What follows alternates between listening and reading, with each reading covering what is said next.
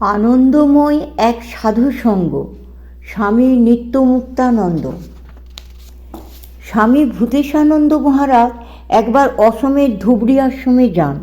সেখানে বহু ভক্তের দীক্ষা হয়েছিল।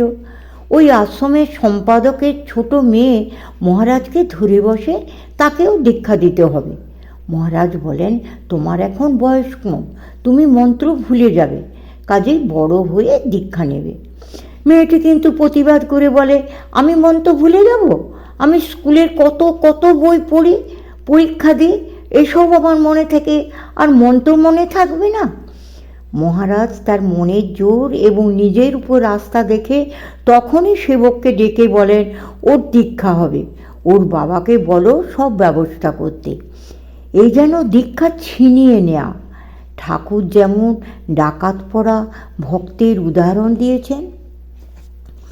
বাংলাদেশের স্বাধীনতা সংগ্রামের পর সেখানকার আশ্রমগুলি বিশেষভাবে ক্ষতিগ্রস্ত হয়।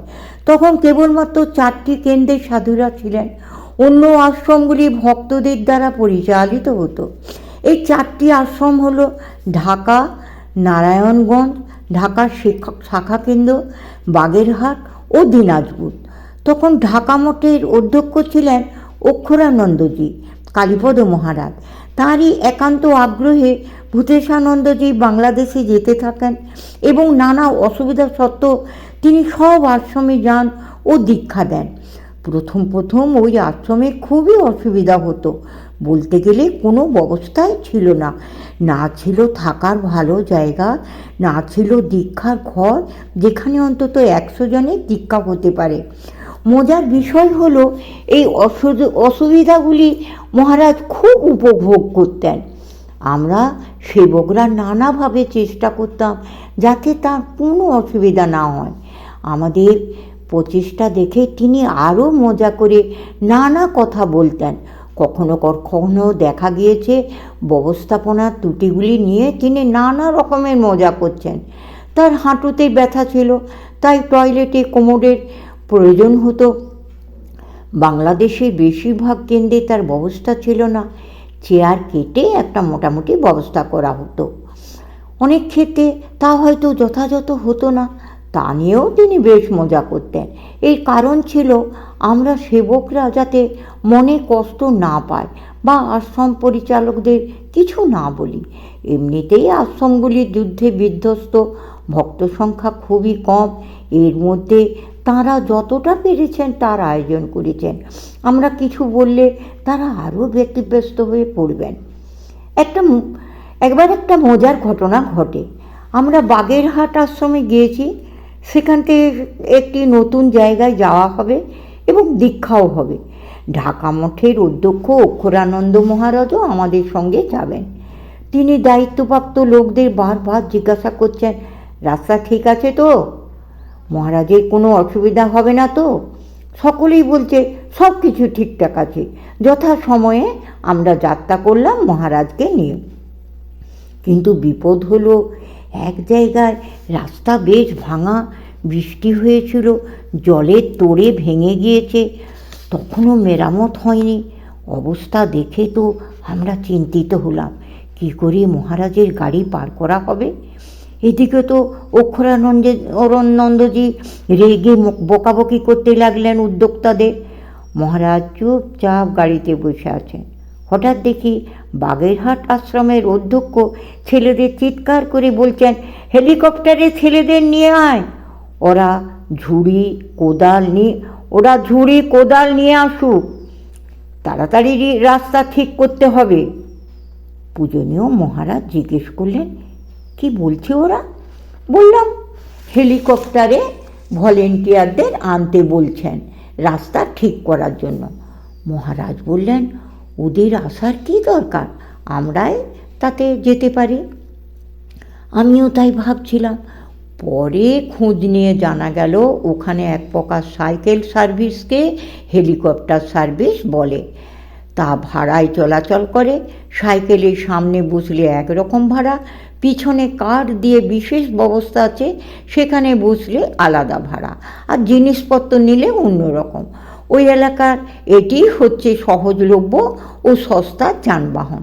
পরে মহারাজকে যখন হেলিকপ্টার সার্ভিসের বিষয়টি জানানো হলো, তখন তিনি খুব মজা করে কালীপদ মহারাজকে বলেছিলেন, এ যাত্রায় এটি বিশেষ প্রাপ্তি। এটি বলতে গিয়ে নিজের ছোটবেলার সাইকেল চড়ার একটি ঘটনা বলেন। তখন তিনি বাগবাজারে মামার বাড়িতে থেকে পড়াশোনা করছেন, নতুন সাইকেল চড়া শিখেছেন। একদিন সকালে সাইকেলে চেপে একটু ঘুরে আসবেন বলে বাড়ি থেকে বেরিয়েছেন। যে রাস্তায় যাচ্ছিলেন তখন তা নতুন করে তৈরি হচ্ছিল, ফলে ওপরের অংশে জল দিয়ে রোলার চালিয়ে সমান করা হচ্ছিল। মহারাজ হঠাৎ দেখেন তার সামনে এক ভদ্রলোক থপথপে সাদা ধুতি পাঞ্জাবি পরে অফিসে যাচ্ছেন, আর মহারাজের সাইকেল তার দিকেই চলে যাচ্ছে। মহারাজ বহু চেষ্টা করেও সাইকেলে মুখ ঘোরাতে পারলেন না, ফলে যা ঘটার তাই ঘটল।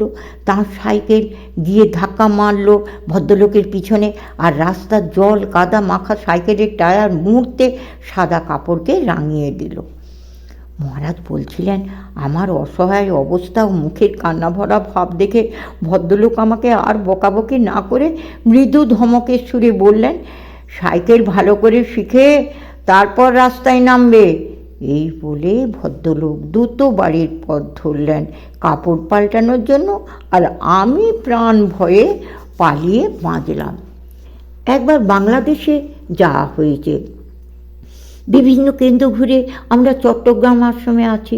তখনও চট্টগ্রাম আশ্রম সংঘে অন্তর্ভুক্ত হয়নি।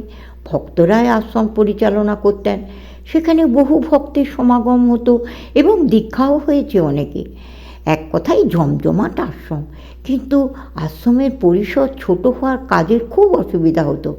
যেদিন আমাদের চট্টগ্রাম থেকে ঢাকায় ফেরার কথা, সেদিন সকালেই বাংলাদেশের 8ম প্রেসিডেন্ট জিয়াউর রহমান নিহত হন 30 মে 1981 আশ্রমের কাছে সরকারি বাংলোতে।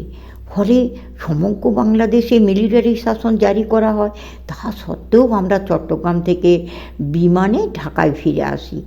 এই পরিস্থিতির মধ্যে পূর্ব নির্ধারিত সূচি অনুসারে ঢাকা থেকে জলপথে চাঁদপুর আশ্রমে আসি। এই আশ্রমটি তখন রামকৃষ্ণ সঙ্গে অন্তর্ভুক্ত হয়নি। সেখানেও ভক্তদের যথেষ্ট ভিড়। দীক্ষা, বক্তৃতা ইত্যাদি যথা নিয়মে অনুষ্ঠিত হলো। মুশকিল হলো সেখান থেকে ফরিদপুরে যাওয়ার ক্ষেত্রে। চাঁদপুর থেকে ফরিদপুর বেশ বড় লঞ্চে যেতে হয়, কিন্তু মহারাজ কী করে লঞ্চ ঘাটে যাবেন? আশ্রম পরিচালনায় একজন মহিলা কর্মী ছিলেন, যিনি সকলের কাছে মাসিমা নামে খ্যাত। তিনি বাংলাদেশ কর্তৃপক্ষের অফিসে অবাধে যাতায়াত করতে পারতেন, কিন্তু বহু চেষ্টা করেও কোনো গাড়ির ব্যবস্থা করা গেল না। ফলে মহারাজকে রিক্সা করে লঞ্চ ঘাটে যেতে হবে, আর অন্য কোনো উপায় নেই। ওদিকে লঞ্চ ছাড়ার সময় হয়ে আসছে, তাই রিক্সারই ব্যবস্থা হলো। সমস্যা হলো মহারাজ একা রিক্সায় যেতে পারবেন না, রিক্সা থেকে পড়ে যাওয়ার ভয় আছে। আবার রিক্সায় বসার জায়গাটিও চওড়ায় বেশ ছোট, তাই রোগা বলে আমাকেই মহারাজের পাশে বসতে হলো। রিক্সা চালককে সাবধান করা হলো যাতে দ্রুত না চালায়। পাশে পাশে কয়েকজন ভক্তও রইলেন, প্রয়োজনে যাতে সাহায্য করতে পারেন। সে এক অদ্ভুত অভিজ্ঞতা। মনসাদ্বীপ আশ্রমে যেতে ভ্যান রিক্সায় চাপা হয়েছিল, কিন্তু রিক্সায় চাপা হয়নি। এবার তাই হলো। রিক্সার গতির হেরফেরে মহারাজ মাঝে মাঝে সিট থেকে স্লিপ করে সামনের দিকে চলে যাচ্ছেন, আর আমি প্রাণপণে মহারাজকে ধরে আছি যাতে বেশি সামনে চলে না যান। এরই মধ্যে মহারাজ বেশ মজা করে বলছেন, আরও জোরে ধরে রাখো যাতে হড়কে না যায়। অনেক কসরত করে শেষে লঞ্চ ঘাটে পৌঁছে লঞ্চে নিজেদের কেবিনে স্থির হয়ে বসা গেল ক্রমশ।